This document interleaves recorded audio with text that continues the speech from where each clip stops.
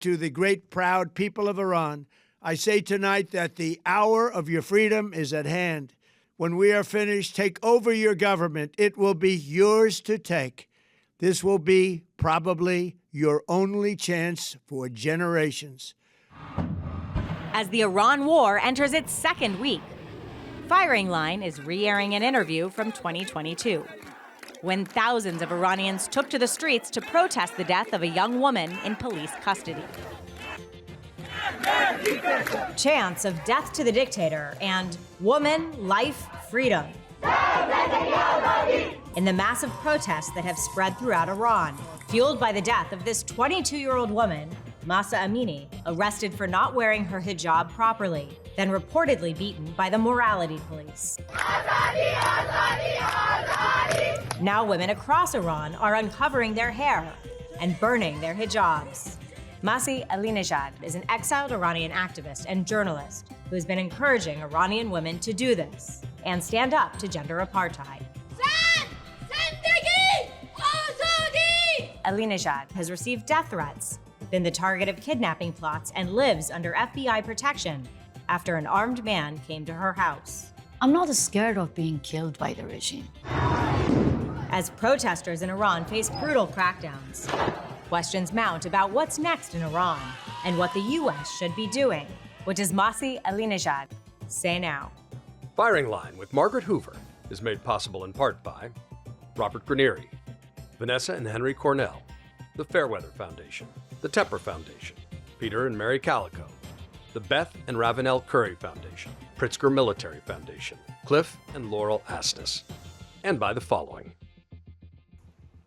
Masih Alinejad, welcome to Firing Line. Thank you so much.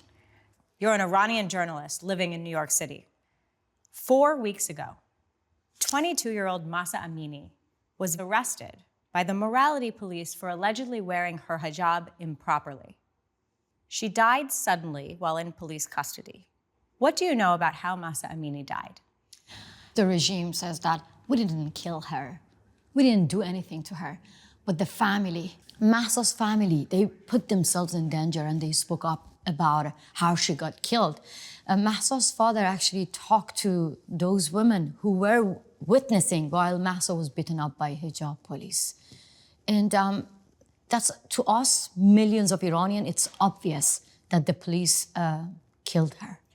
Amini's death has sparked waves of protests across Iran, now in as many as 80 cities across the country.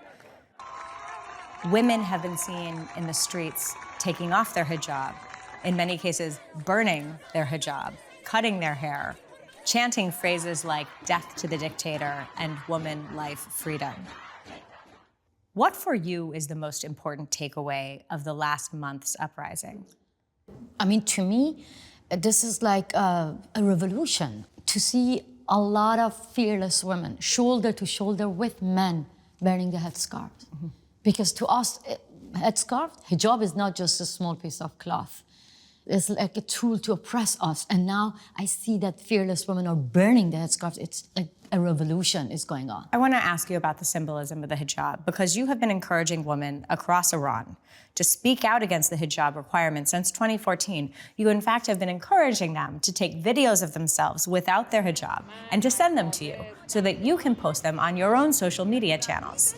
You have millions of followers on social media, over 8 million on Instagram alone.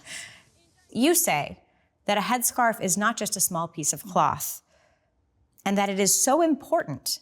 You have compared this uprising with the hijab to the fall of the Berlin Wall. So explain the significance of the hijab. You know, I was just watching that people making sure that your hair look beautiful in this show. So imagine living in a country that people make sure that your hair is not shown. Well, I mean, this is 21st century. So that is why when people in the West saying that this is just a small piece of cloth or it's your culture, I get furious. Because it's not. It's not. Compulsory hijab, it is like the Berlin Wall. And Iranian women trying to tear this wall down because we wanna gain our dignity back, you know? We want to gain our visibility back. We want to be our true self. You left Iran in 2009 when you were 32 years old. But you describe growing up in Iran with a brother who you got to see go out to the stadium to watch games, to ride a bicycle, playing with his friends, singing. And you were stuck wearing hijab from the age 7 on. Yeah. Describe what life is like for women in Iran. Like a hell. I mean, seriously. Imagine you're just 7-year-old girl. Then you want to go to school. If you don't cover your hair, you won't be able to get an education. You won't be able to get a job. You won't be able to exist, to live. More than 60% of university in Iran being occupied by women. But where are these women? Women are not allowed to be judged. Women are not allowed to be ministers. And before the revolution, we had so many judges, we had so many female singers, we were able to go to stadium, to participate in any kind of sports. But the Islamic Revolution became a revolution against women. And this is the reality.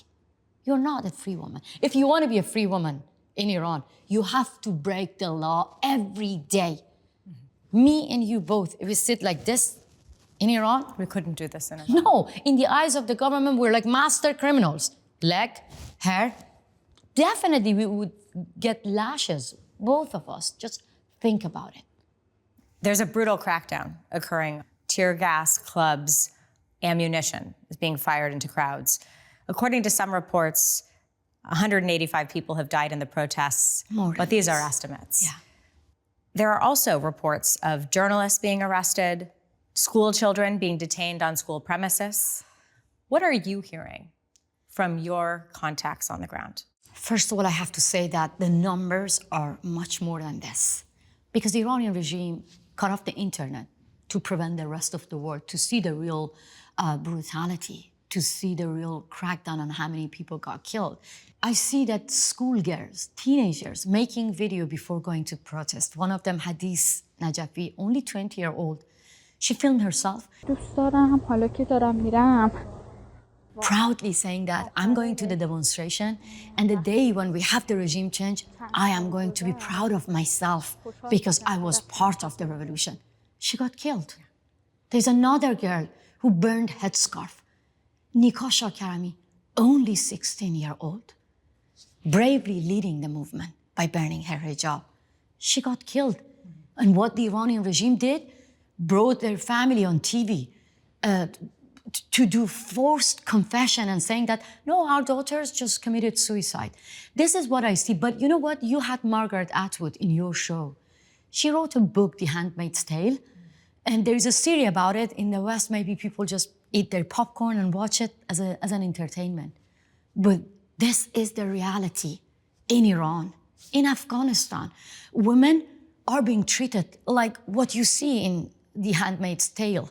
Women get raped in the name of child marriage. Women get killed. Teenagers are getting killed. So that breaks my heart. There are those who will say Iranian women, some of them choose hijab. From the age of 7, you choose to wear hijab. When people say that some women, yeah, my mom wears it, traditionally. But I strongly believe that hijab cannot be a choice until the day that all women around the world can choose to wear it or not. What kind of danger are the women and girls who are taking their hijabs off and taking videos and sending them to you? What kind of danger are they putting themselves in? And the Iranian regime actually made a law saying that if anyone sent videos to Masih Alinejad will be charged up to 10 years prison. 10 years prison just sending video to me. Why are they so afraid of you?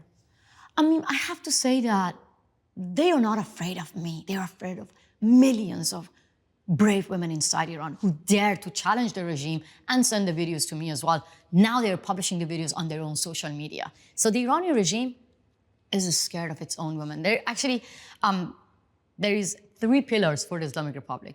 Death to America, death to Israel, hijab. But now, the biggest enemy of the Islamic Republic is not America and Israel. It's women inside Iran. You know why? Because they are fed up. They are fed up by the regime, telling them what kind of lifestyle to follow. They are fed up by seeing that the regime, the same officials who are killing them, they send their children here in America to have their luxury life here. All the Ayatollahs, they send their relatives and children here. They have freedom. They have fancy life here. So the Iranian young generation, they risk their lives because they are tired of seeing this hypocrisy. You were a journalist in Tehran, and you left in 2009 essentially because the government told you to either stop making trouble or leave. So you left. Since then, your sister has denounced you on state TV. The Iranian government has attempted to kidnap you on multiple occasions. Your brother has been imprisoned for not cooperating with a kidnapping plot. In July, a man was arrested outside of your home in New York City with an AK-47 style weapon loaded in the back of his car. It sounds to me like Iran's theocratic leaders are scared of you. You know what? I don't have any weapon.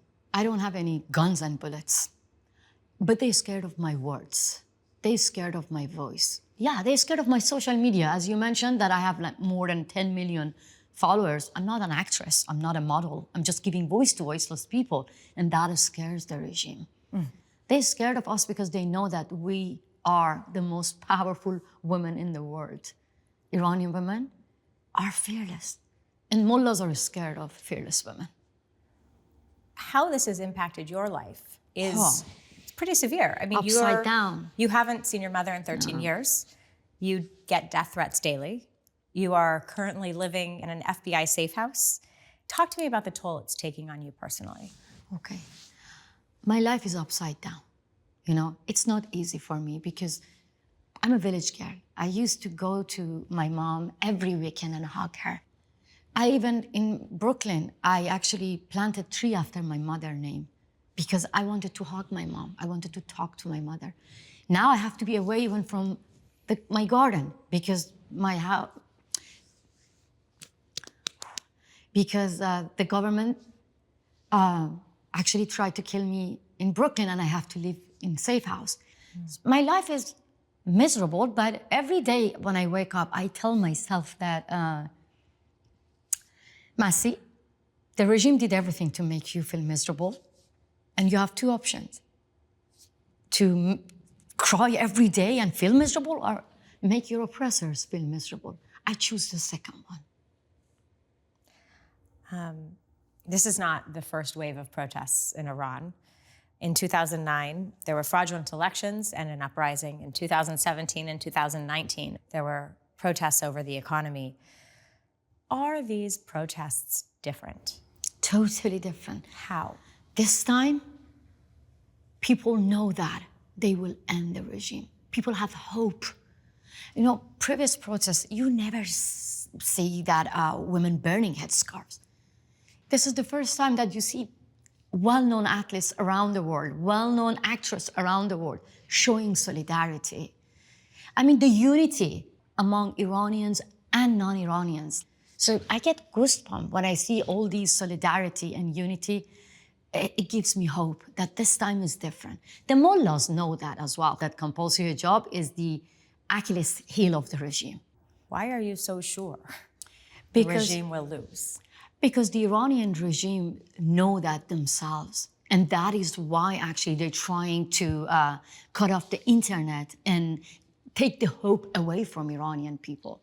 The young generation, as I told you, the TikTok generation, they are sacrificing their lives to bring this regime down.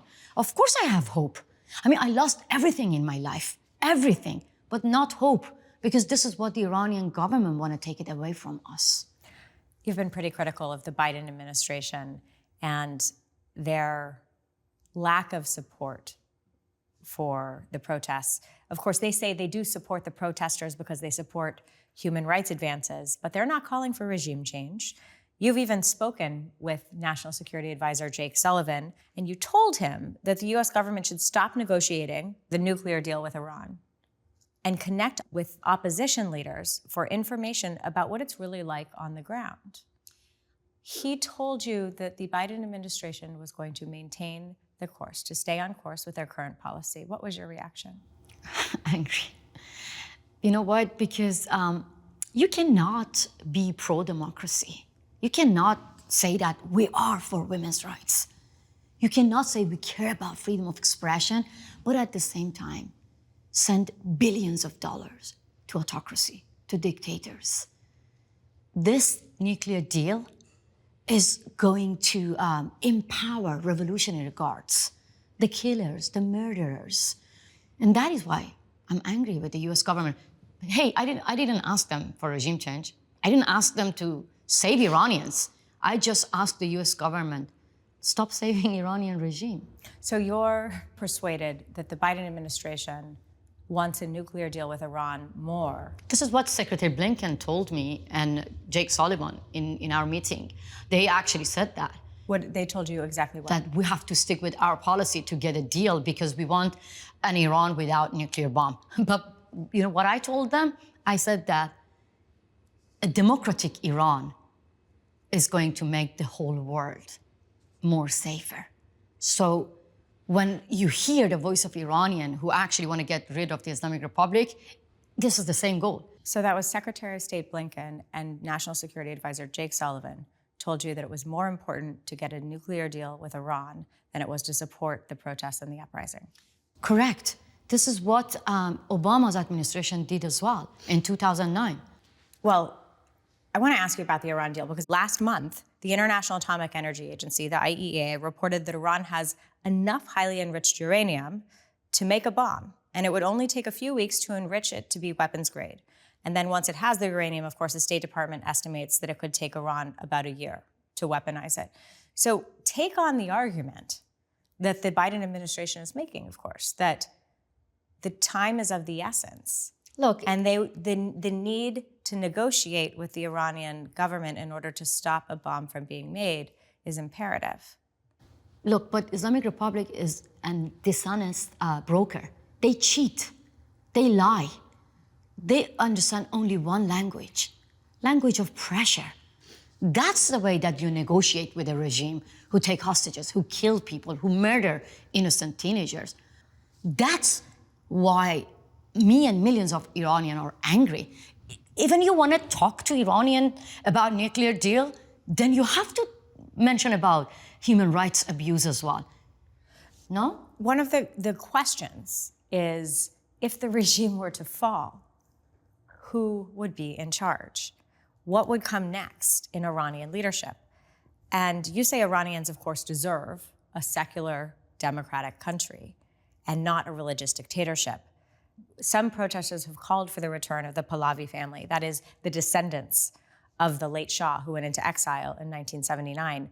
There is also an opposition group who currently wants to overthrow the Iranian government, the People's Mujahideen Organization of Iran, the MEK. They previously had terrorist designation by the United States. Who could lead Iran in the absence? Look, Iranians should make decision for the future of Iran. Now, we all want to get rid of the Islamic Republic, but believe me, there are many intellectuals, educated people inside the country, outside the country. They can run Iran better than these backward mullahs. Let me ask you a question about the role the United States could be playing. Would it be helpful if the White House invited a group of dissidents like yourself and others in order to facilitate communication for what could become the next generation of Iranian leadership? That's what I said to Jake Sullivan. I said, instead of meeting with the murderers and butchers, you better meet with some of the well-known opposition leaders inside Iran, outside Iran, and listen what they want. Listen what Iranian people want.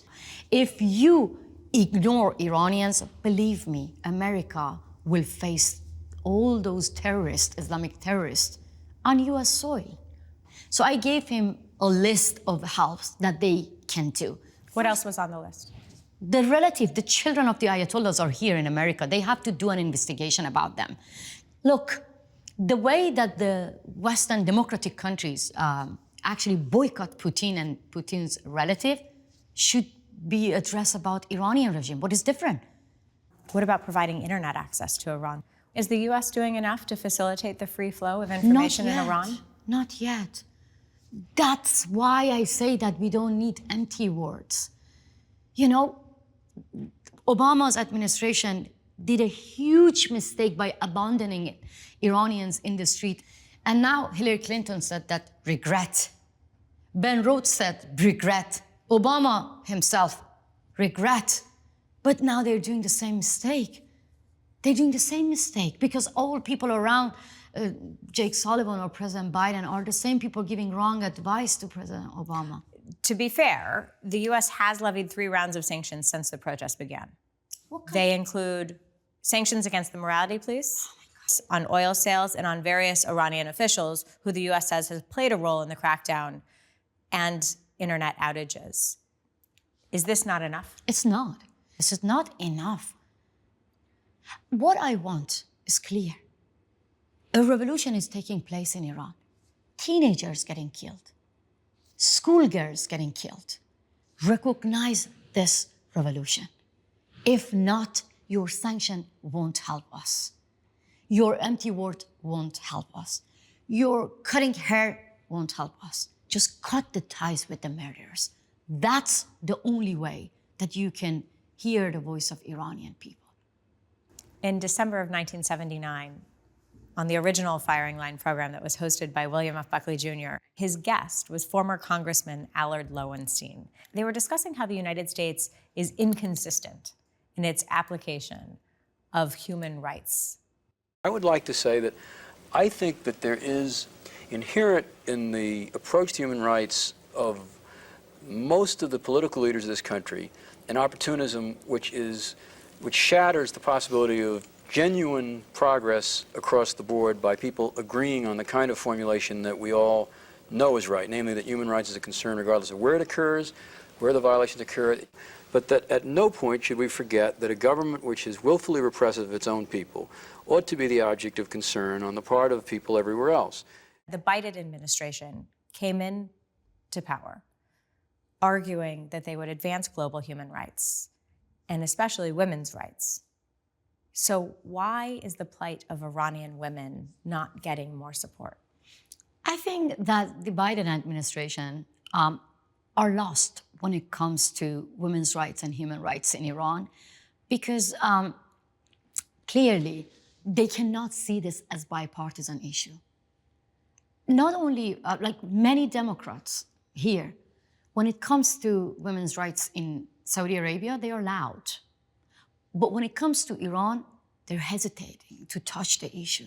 We have a lot of congresswomen. Oh my God, I remember the day when I was watching them wearing white. I was like, wow, that's beautiful.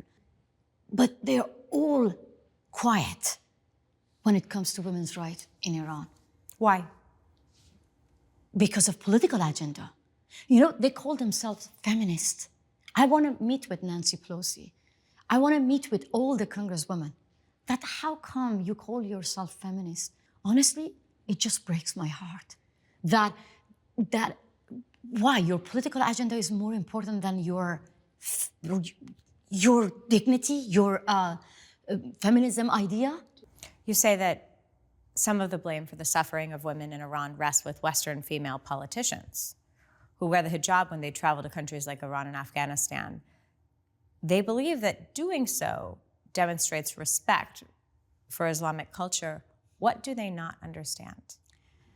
They don't even understand that, first of all, compulsion cannot be part of a nation's culture. It's a barbaric law. I want to ask you one more question about your work as a journalist, because you're able to do work for Voice of America, which is, of course, a US government-funded network, with the mission to broadcast journalism to the Iranian people so that they can get the news and understand what's actually happening. Does the fact that you're able to work in this capacity demonstrate a degree of support? Look, I'm very pleased to be a freelancer for Voice of America. I mean, that's why I came here, because I wanted to have freedom of expression. And I'm really pleased to have this opportunity to echo the voice of Iranians. You have said that you plan to return to Iran someday when there is a new regime. What gives you hope that that day will come? The mothers whose children got killed in Iran protests, they're giving me hope. They ignore the threat and they say that, yes, you killed my son, my daughter here, now this is me. I'm bringing down your regime. These are my heroes. I mean, the regime did everything to break me, to take the hope away from me and millions of other people inside Iran. They are failed. People believe that they're gonna have a country where all these mullahs, the religious dictatorship, gonna be gone. And I'm gonna invite you that day to Iran. Masih Alinejad, I will be delighted to join you. Thank you for being here on Firing Line. Thank you so much for having me.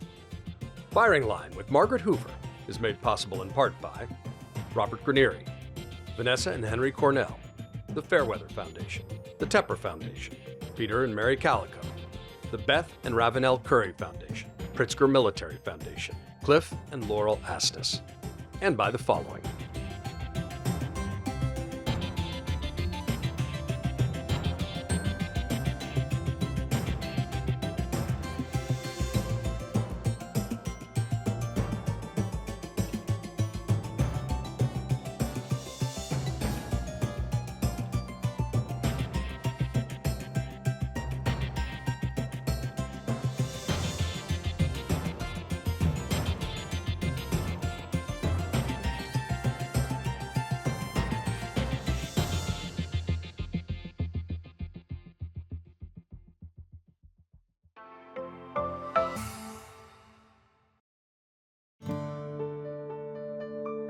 You're watching PBS.